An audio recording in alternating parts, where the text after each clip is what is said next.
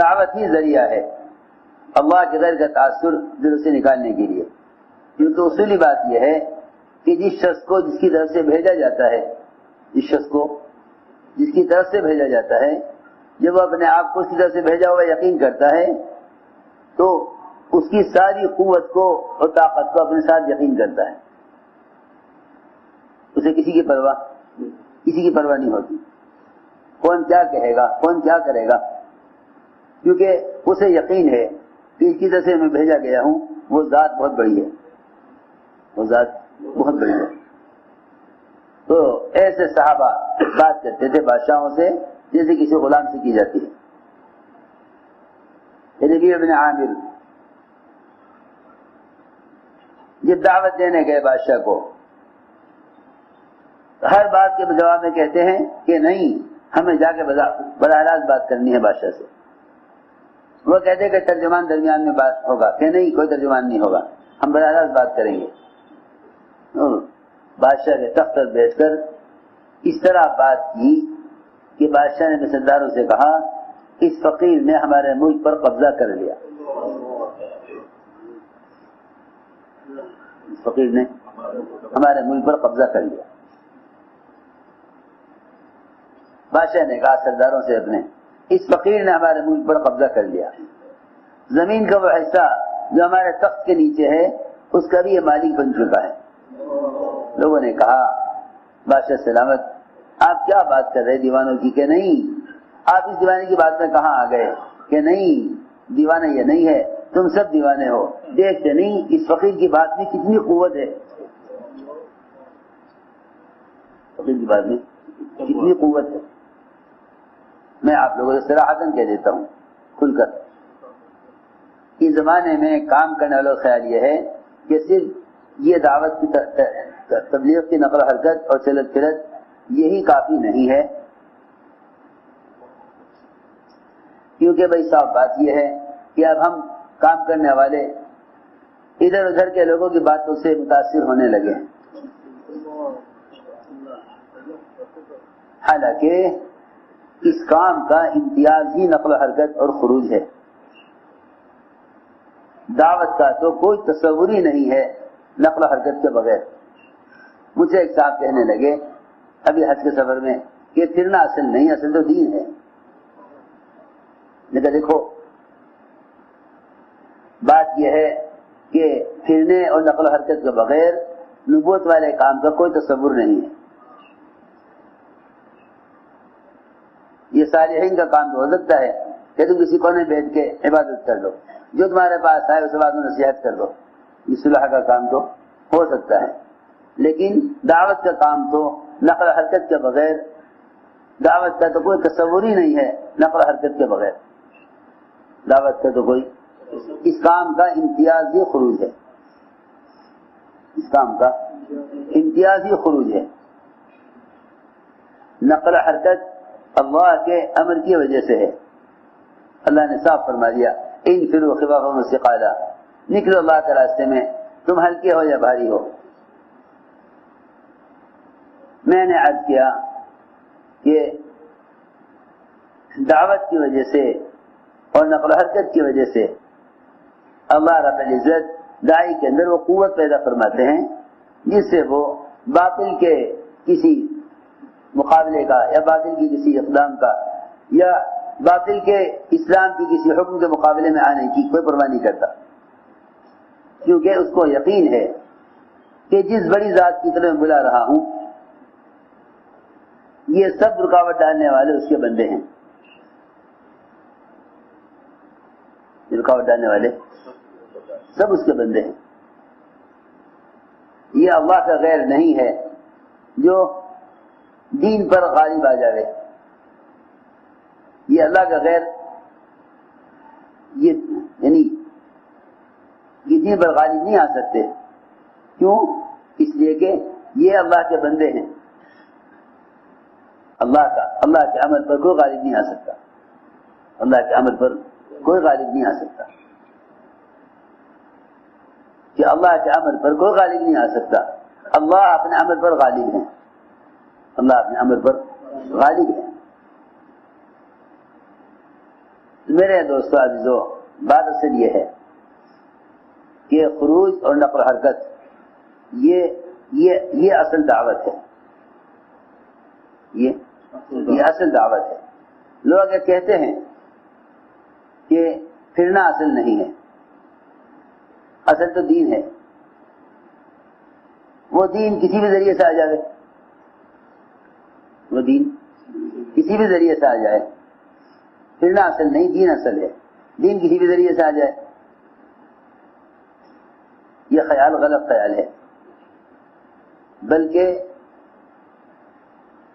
انبیاء علیہ السلام کی اور صحابہ کرام کی کا اصل کام یہ تھا، یعنی دین کے قائم ہونے کا یقین دعوت سے کرتے تھے،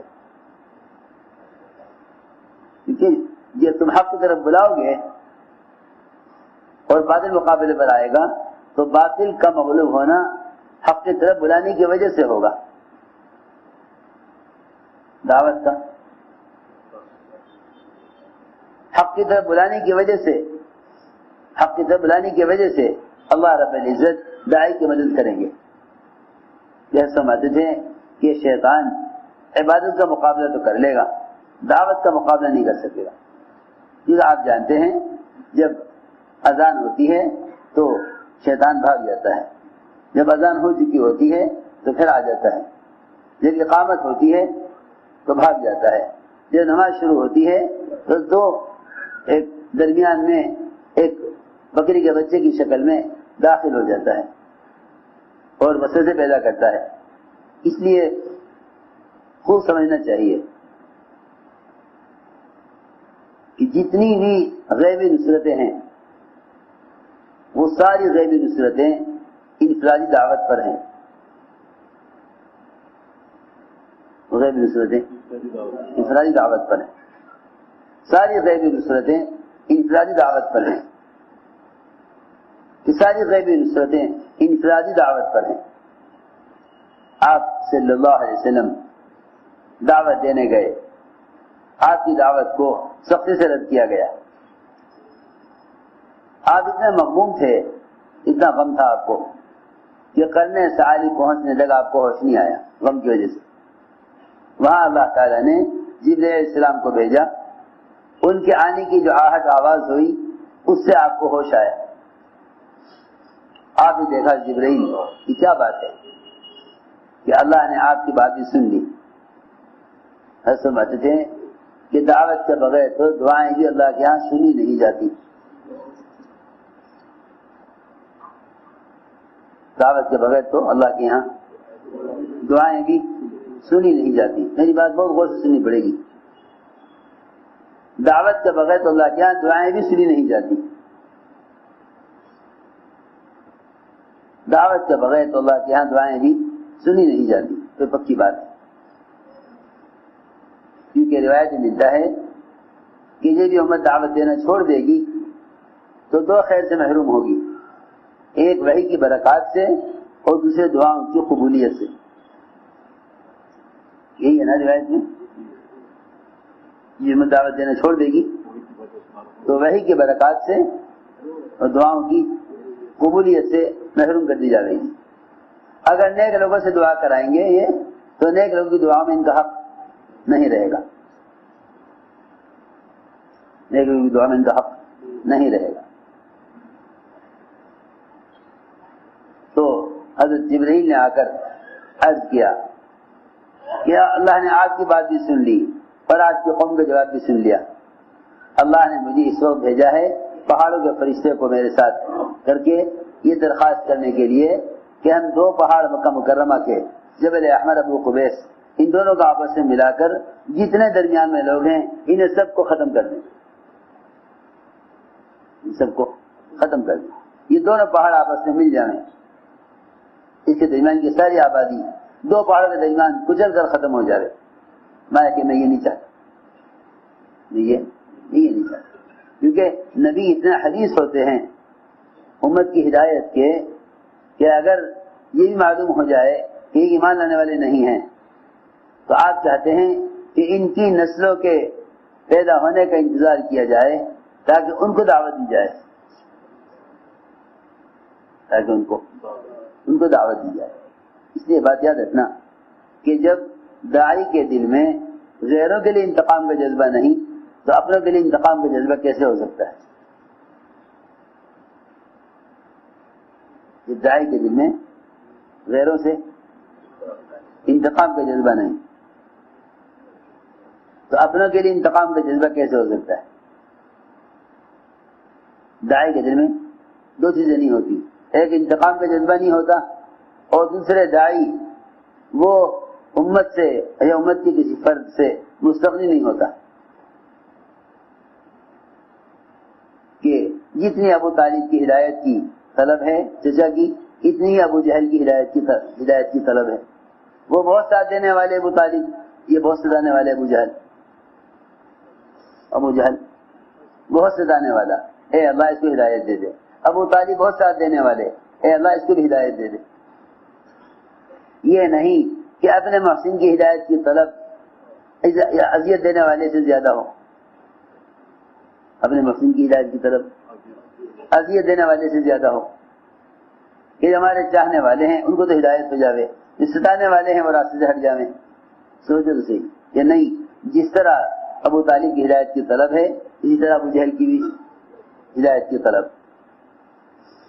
میں نے عرض کیا کہ اللہ تعالیٰ کی غیبی نصرتیں وہ انفرادی دعوت کے ساتھ ہیں، غیبی نصرتیں انفرادی دعوت کے ساتھ ہیں، اور اپنے دین پر استقامت وہ بھی انفرادی دعوت اور نقل و حرکت کے ساتھ ہیں. آپ کو معلوم ہونا چاہیے کہ جب عبداللہ بن حذافہ اپنی جماعت کے ساتھ روم میں کام کر رہے تھے تو روم کے بادشاہ نے کہا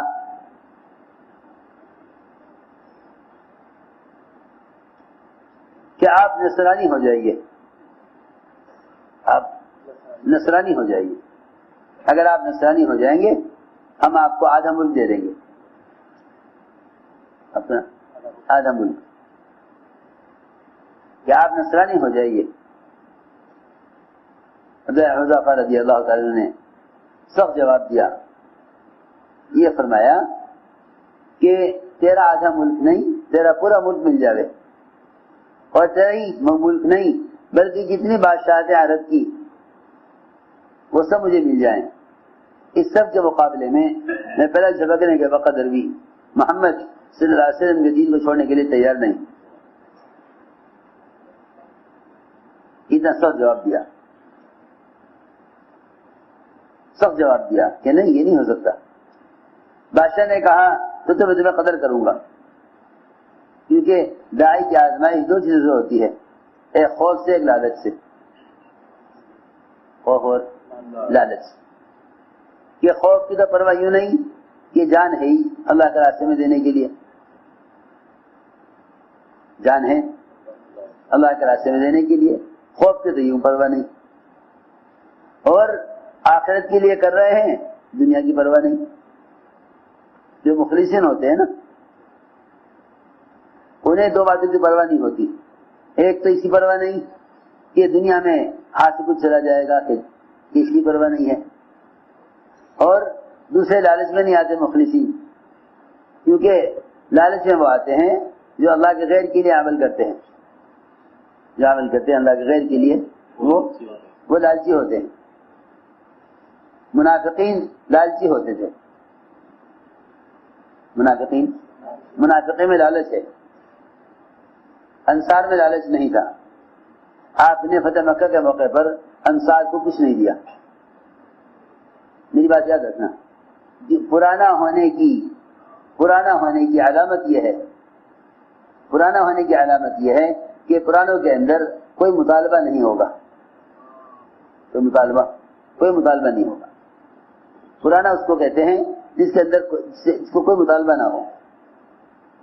آپ نے فتح مکہ کے موقع پر سارا مال مہاجرین کو دیا، انصار کو ایک درہم بھی نہیں دیا. انصار کو آپ نے کچھ نہیں دیا، ایک درہم بھی نہیں. بعض مشرکین کو 100 اونٹ دے دیے، بعض مشرکین کو 100 اونٹ ایک آدمی کو، انصار کو کچھ نہیں دیا. انصار کو کچھ نہیں دیا، کیونکہ آزمائش ہوتی ہے مخلصین کی، منافقین کی آزمائش بھی نہیں ہوتی، کیونکہ آزمائش ان کی ہوتی ہے کہ دلوں میں ایمان ہوتا ہے. جن کے دل ایمان سے خالی ہیں وہ آزمائش، ان کی آزمائش نہیں ہوتی. کیونکہ آپ جانتے ہیں کہ امتحان اس کا ہوتا ہے جس نے کچھ سیکھا ہے، جاہلوں کا امتحان نہیں ہوتا، جاہلوں کا امتحان نہیں ہوتا، جاہلوں کا امتحان نہیں ہوتا. کہ امتحان ہوتا ہے صرف ایمان والوں کا، علم والوں کا. ایمان کے امتحان ہوتا ہے صرف ایمان والوں کا، کہ اللہ رب العزت امتحان ایمان والوں کا لیتے ہیں، امتحان ایمان والوں کا لیتے ہیں.